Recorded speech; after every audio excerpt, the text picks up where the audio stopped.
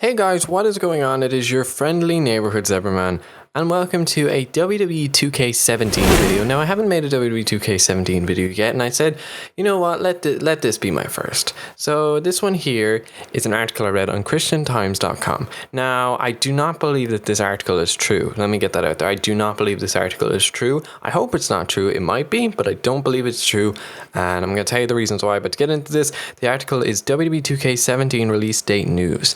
Separate Raw and Smackdown versions to be released after the brand split. So obviously what they're referring to is, hey, there's going to be a Raw game and a Smackdown game, and there'll be a Raw roster on the Raw game and a Smackdown roster on the Smackdown game.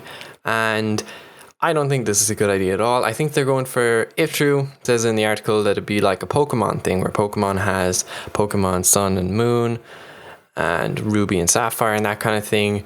But the thing is, if Raw and Smackdown, if the two of them had separate games, we'd have the Raw roster and the Smackdown roster. Now, the thing that made the Pokemon games okay to be separate, two separate games but nearly the same, was that the amount of Pokemon that was exclusive to either version was very, very, very small. There was like 5 or 6 Pokemon. I think maybe it went up to as far as 10, but that was out of 100 or 600 or something. 100 new, I'd say, and then it's like 600 old. So, if they do a new brand split game and they have SmackDown roster, I mean, how many people will be in the SmackDown roster? 30, 40 people? And same goes for Raw, there'll be only 30, 40 people in it. And I mean, they could add NXT, they could add another mode into it, like with the Attitude Era or something like that again, or WCW. But really, if you're splitting the rosters in half, and this is why I don't think it's true, you can't really split the roster in half.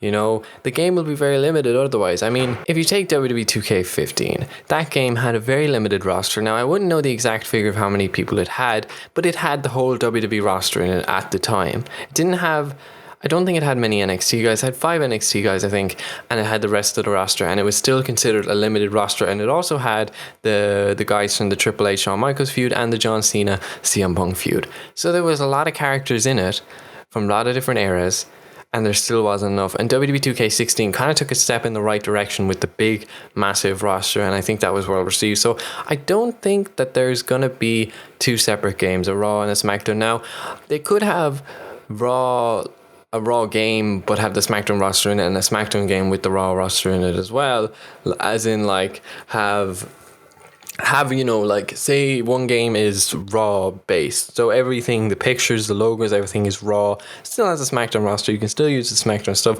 maybe an exclusive arena or something, or exclusive, like a little exclusive, not like a massive roster with 40 people in it that you can only get in one of the games, so you have to buy the 2 games. That is ludicrous.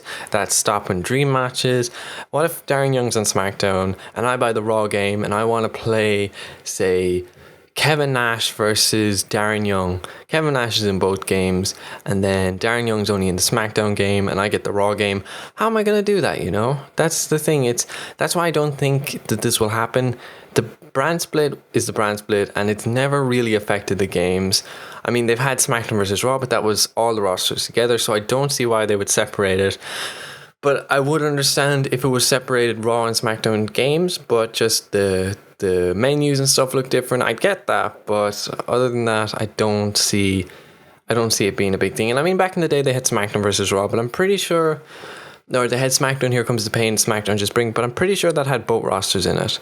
Correct me if I'm wrong, but they also had the influx of people from WCW and ECW at the time that, since ECW and WCW closed, they had an influx of talent, so it's understandable there. But you never know, maybe there will be a split in the roster. I'll be very disappointed if there is, because that's double the money you have to pay to get the same superstars.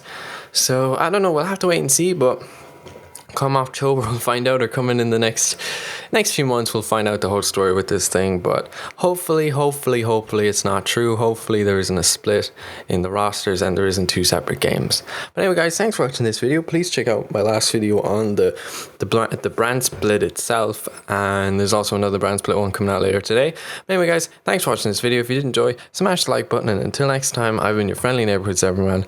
Peace.